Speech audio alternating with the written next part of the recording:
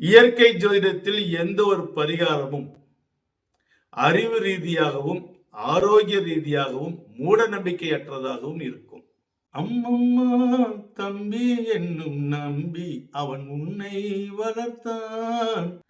தன் வாழ்வில் அறிவு ஜீவிகளாக வலம் வந்தாலும் அன்புக்கும் பாசத்திற்கும் முன்னால் ஏமாந்து போகக்கூடிய கால புருஷ தத்துவப்படி 3ஆம் ராசியான மிதுன ராசி லக்னத்தில் பிறந்த அனைவருக்கும் இயற்கை ஜோதிடம் சார்பாக என் இதயங்கணித வணக்கத்தை தெரிவித்துக் கொள்கிறேன்.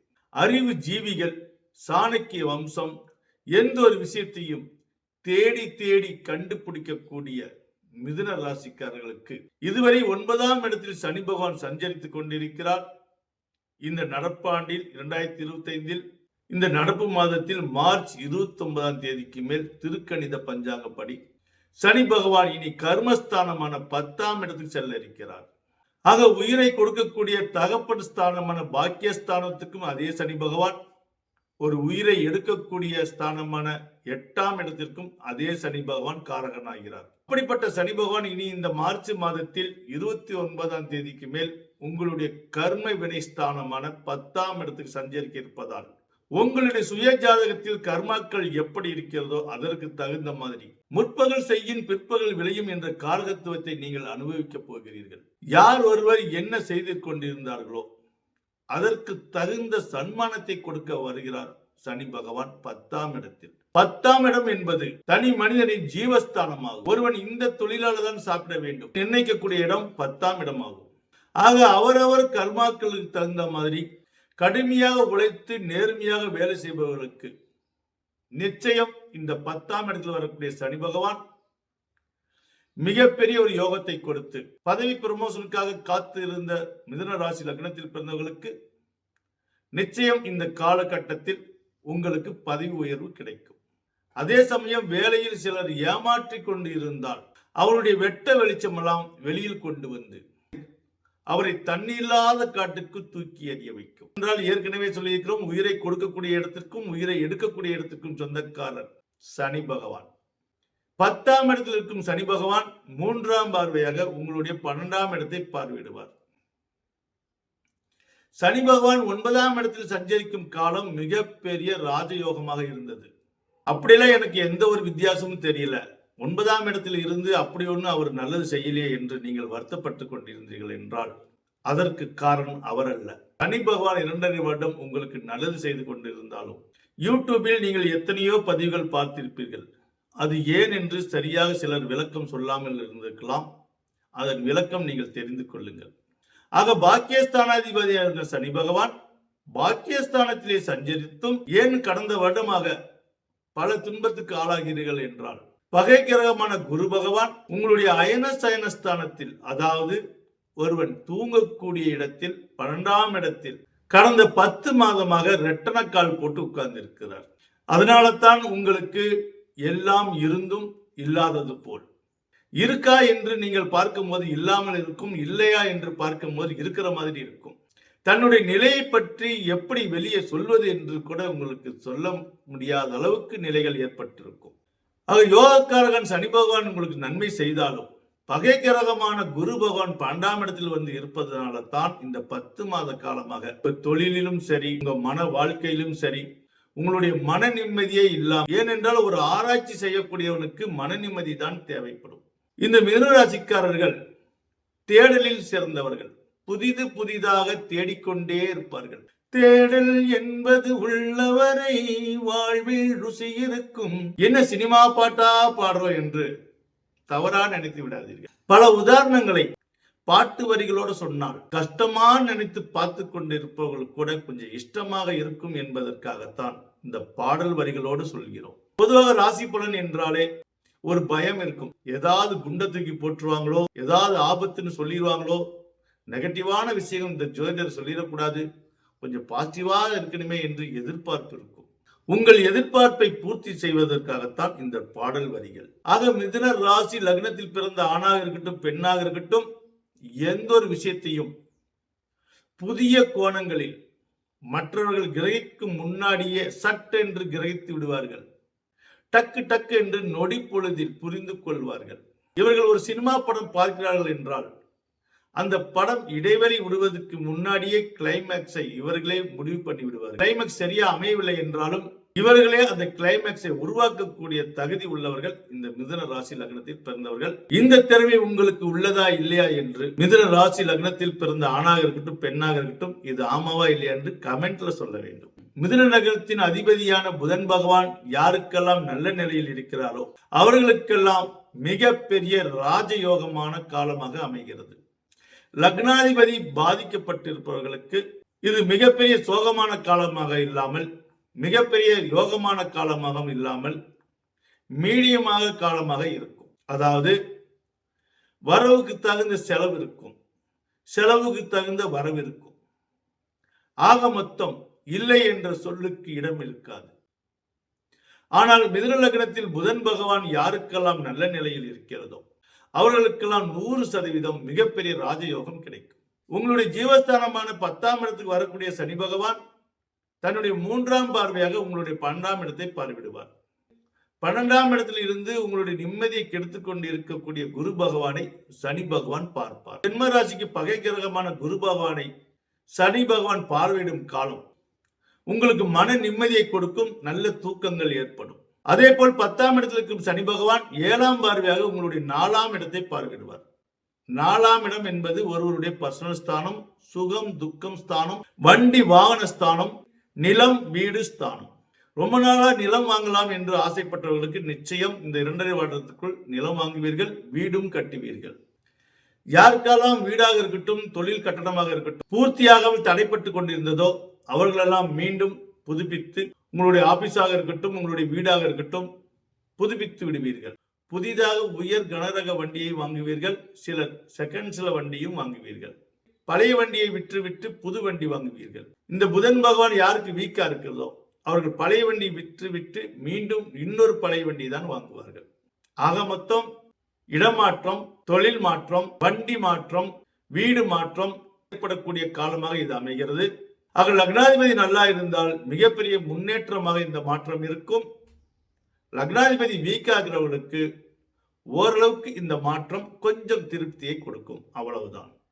10ஆம் இடத்தில் சஞ்சரிக்க போகிற சனி பகவான் தன்னுடைய 10ஆம் பார்வையாக உங்களுடைய வாழ்க்கை ஸ்தானமான நலத்திர ஸ்தானமான லைஃப் பார்ட்னர் ஸ்தானமான 7ஆம் இடத்தை பார்வையிடுவார். 12ஆம் இடத்தில் சஞ்சரித்துக் கொண்டிருக்கிற குரு பகவானால் உங்களுடைய மன வாழ்க்கையில் மிகப்பெரிய சிக்கலை ஏற்படுத்தி கொண்டிருந்தார், குடும்பத்தில் மனக்குழப்பத்தை ஏற்படுத்தி கொண்டிருந்தார். சனி பகவான் பார்வையால் உங்கள் குடும்பத்தில் யாரெல்லாம் உங்களை தவறாக நினைத்துக் கொண்டிருந்தார்களோ அவர்களெல்லாம் உங்களை புரிந்து கொள்ளும் காலம் வந்துவிட்டது. அதே சமயம் 2 மாதம் கழித்து குரு பகவான் உங்களுடைய ஜென்ம ராசிக்கு வருவார். அப்படி ஜென்ம ராசிக்கு வரக்கூடிய குரு பகவானால் என்னென்ன நன்மைகள் நடக்கும், என்னென்ன தீமைகள் நடக்கும் என்று அடுத்த குரு பயிற்சி பதிவில் பார்ப்போம். இந்த சனி பயிற்சியில் என்ன சொல்கிறது என்றால், சனி பகவான் உங்களுக்கு ஆக சிறந்த கிரகமாக அமைகிறது. தொழில் ஸ்தானத்தை உயர்த்த போகிறது. பழைய வீடாக இருக்கட்டும் புது வீடாக இருக்கட்டும் அது உங்கள் கைக்குள் கொண்டு வர போகிறது. நல்ல வண்டி வாகனங்களை கொடுக்க போகிறது. வீட்டுக்கு தேவையான நல்ல பர்னிச்சர்கள் எல்லாம் வாங்க போகிறீர்கள். இந்த 10ஆம் இடத்தில் வரக்கூடிய சனி பகவான் இந்த கர்மச்சனி உங்களுக்கு நன்மை செய்ய வேண்டும் என்றால் ஒரு எளிய முறை பரிகாரத்தை நாம் பார்ப்போம். மிதுனம் ராசி லக்னத்தில் பிறந்தவர்கள் உங்களுக்கு புதன் வீக்காக இருந்தாலும் சரி நல்லபடியாக இருந்தாலும் சரி புதன்கிழமைகளில் காலை 6 to 7, 1 to 2, 8 to 9 இந்த வேளைகளில் உங்களுடைய இஷ்ட தெய்வத்தை நீங்கள் வணங்கிக் கொள்ள வேண்டும். இந்த நாட்களில் உங்களுடைய இறை வணக்கம் மிகவும் அற்புதமாக இருக்கும், உன்னதமாக இருக்கும். இறைவனின் நேரடி பார்வை உங்களுக்கு கிடைக்கும். ஆக நீங்க எந்த மதத்தை சார்ந்தவராக இருந்தாலும் சரி இந்த புதன்கிழமைகளில் காலை 6 to 7, 1 to 2, 8 to 9 இந்த நேரத்தில் இறை வணக்கம் செய்ய வேண்டும். தினமும் தூங்கி எழுந்தவுடன் 2 வெண்டைக்காய் நீங்கள் சாப்பிட வேண்டும். வெண்டைக்காய் மெமரி பவர் கொடுக்கக்கூடியது, புதனின் காரகத்துவம் கொண்டது வெண்டைக்காய். ஆக இது ஒரு பரிகாரமாக நீங்கள் எடுத்துக்கொண்டு இந்த 2.5 வருட காலம் தினமும் 2 வெண்டைக்காய் நீங்கள் சாப்பிட்டு வாருங்கள். உங்களுடைய மெமரி லாஸ் ஆகாமல் நீங்க கம்ப்யூட்டர் வேலை செய்யறவர்களா இருந்தாலும் சரி, சாதாரண வேலை செய்யறவர்களா இருந்தாலும் சரி, உங்களுடைய மூளை அயராமல் இருக்கும். உங்களுக்கு நல்ல தூக்கம் கிடைக்கும். புதன்கிழமைகளில் பச்சை பயிர், அதாவது பாசிப்பருப்பு, பாசிப்பருப்பு உடைத்த பருப்பாக இருந்தாலும் சரி, முழுசாக பச்சை பயிராக இருந்தாலும் சரி, ஒன்று பாசிப்பருப்பு சாம்பார் நீங்கள் சாப்பிடலாம், அல்லது அந்த பச்சை பயிரை வேக வச்சு தாளித்தாவது. இதை நீங்கள் கம்பல்சரி இந்த 2 வருடம் ஏதோ ஒரு வேளையில் அது ஒரு கைப்பிடி அளவாவது அந்த பச்சை பயிரை சாப்பிட வேண்டும், அல்லது பாசிப்பருப்பு சாம்பாராவது நீங்கள் சாப்பிட வேண்டும். இதெல்லாம் ஒரு பரிகாரமா? பரிகாரம் என்று சொல்லிவிட்டு கடைசியில் திங்கிறதெல்லாம் சொல்லிட்டு இருக்கிறீங்களே என்றெல்லாம் நீங்கள் யோசிக்கலாம். இயற்கை ஜோதிடத்தில் எந்த ஒரு பரிகாரமும் அறிவு ரீதியாகவும் ஆரோக்கிய ரீதியாகவும் மூட நம்பிக்கையற்றதாகவும் இருக்கும். இந்த பச்சை பயிறு, வெண்டைக்காய் பற்றியெல்லாம் உங்களுக்கு தெரியவில்லை என்றாலும் கூகுள்ல சர்ச் பண்ணி பாருங்க அதனுடைய நன்மைகளை. சரி, உடல் ஆரோக்கியத்துக்கு ஓகே, அது அதிர்ஷ்டமா எப்படி மாறும்? அதுதானே உங்க கேள்வி. ஒருவனுக்கு உள்ளமும் உடலும் ஆரோக்கியமாக செயல்பட்டால் தெய்வத்தால் ஆகாது எனினும் முயற்சி தன் மெய்வர்த்த கூலி தரும் என்ற பழமொழிக்கு ஏற்ப உங்களுடைய உடலும் மனதும் ஒருங்கிணைந்தால் உங்களுடைய முயற்சியாலேயே உங்களுக்கு வெற்றி கிடைக்கும் என்பதால் தான் இந்த எளிய பரிகாரத்தை உங்களுக்கு வழங்கி கொண்டிருக்கிறோம். ஆக புரிந்தவனுக்கு பூலோகமே சொர்க்கம், புரியாதவனுக்கு சொர்க்கம் கூட நரகமாகத்தான் தெரியும். இந்த பரிகாரத்தை நீங்கள் கையாண்டு பாருங்கள். நிச்சயம் இதனுடைய வெற்றி உங்களுக்கு உடலாலும் மனதாலும் உணரக்கூடியவர்களாக இருப்பீர்கள். எல்லாரும் பரிகாரம் என்றால் அந்த கோயிலுக்கு போ, இந்த கோயிலுக்கு போ, இந்த பரிகாரம் பண்ணு, இந்த பூஜை பண்ணு என்று சொல்வார்கள். அப்படி ஏதாவது எதிர்பார்த்தால் இப்படி சாப்பிட்றத நீங்க சொல்லிட்டு இருக்கிறீங்க என்று நீங்கெல்லாம் யோசிக்கலாம். புதன்கிழமைகளில் புதன் உரை உங்களுக்கு ஒரு நல்ல உரையாக இருக்கும். அதாவது லக்னத்தில் புதன் வீக்காக இருந்தாலும் சரி, உங்களுக்கு நல்ல நிலையில் இருந்தாலும் சரி, இது உங்களுக்கான நேரம், உங்களுக்கான நாள். மற்ற நாட்களில் நீங்கள் இறை வணக்கம் செய்கிறீர்களோ இல்லையோ, மிதுன ராசி லக்னத்தில் பிறந்தவர்கள் அனைவரும் இந்த நாட்களில் இந்த ஓரைகளில் இறை வணக்கம் செலுத்தி பாருங்கள்.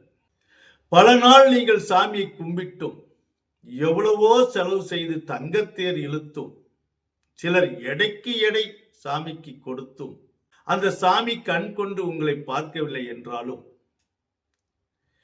இந்த இயற்கை ஜோதிடத்தில் சொல்லக்கூடிய பரிகாரப்படி, முறைப்படி நீங்கள் அந்த கடவுளை இந்த நாட்களில் வணங்கி பாருங்கள். நிச்சயம் அந்த கடவுள், அது எந்தவித பெயர் கொண்ட கடவுளாக இருந்தாலும், அல்லாவாக இருந்தாலும் சரி, ஜீசஸாக இருந்தாலும் சரி, இந்து மதத்தில் உள்ள கோடிக்கணக்கான சாமி பெயர்கள் கொண்ட கடவுளாக இருந்தாலும் சரி, எந்த கடவுளாக இருந்தாலும் சரி, இந்த நாட்களில் இந்த நேரத்தில் உங்களுடைய இறை வணக்கத்தை செலுத்தி பாருங்கள். இறை அன்போடு இறைவன் உங்கள் வீடு தேடி வருவான். இது 27 வருடமாக என்னுடைய ஜோதிட அனுபவத்தில் நான் கண்ட அனுபவமாகும். இந்த இயற்கை ஜோதிடத்தில் வருமுன் காப்பம் திட்டம் ஒன்று இருக்கிறது. அந்த வருமுன் காப்பம் திட்டத்தில் பலரும் பயனடைந்து கொண்டிருக்கிறார்கள்.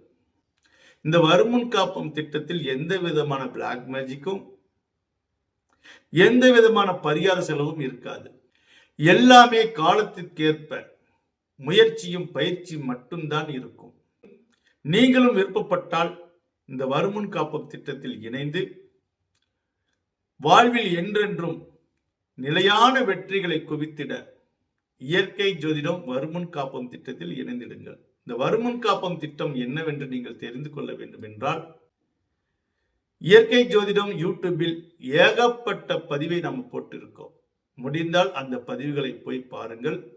ஆக எல்லோருக்கும், ஆக மனிதனாக பிறந்த அனைவருக்கும் அதிர்ஷ்டமாக இருக்கட்டும், துரதிர்ஷ்டமாக இருக்கட்டும், எதுவும் நிரந்தரம் இல்லாதது. மாற்றம் ஒன்றே முடிவானது. லக்னத்தில் பிறந்தவர்கள் பல தேடல்களை உள்ளடக்கியவர்கள். உங்களுடைய பல தேடல்களில் ஒரு பங்காக இந்த இயற்கை ஜோதிடம் வருமுன் காப்பம் திட்டத்திலும் இணைந்து இறைவன் அருளால் மிதுன ராசி லக்னத்தில் பிறந்தவர்கள் எப்பொழுதுமே ஒரு விழிப்புணர்வு கொண்டவர்கள். எந்த ஒரு விஷயத்திலும் எந்த அளவுக்கு உண்மைத்துவம் இருக்கிறது என்று ஆணித்தரமாக தெரிந்து கொண்ட பிறகுதான் அதை நம்புவார்கள்.